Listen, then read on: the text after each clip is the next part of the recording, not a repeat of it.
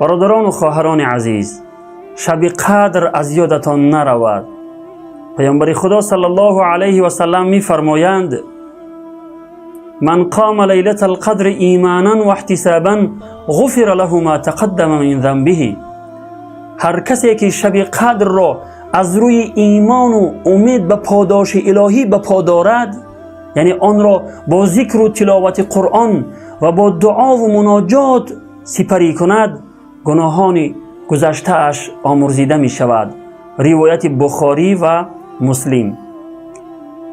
بعضی از علما می فرمایند که شب قدر شبهای طاق از دهه آخر ماه شریف رمضان است، یعنی شبهای 21، 23، 25، 27 و 29 است.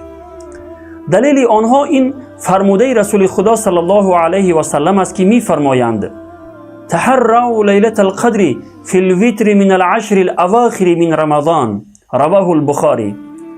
شب قدر را در شبهای طاق دهه آخری ماه شریف رمضان جستجو نمایید. روایت بخاری. پس برادران و خواهران عزیز، این شب مبارک را از دست ندهید.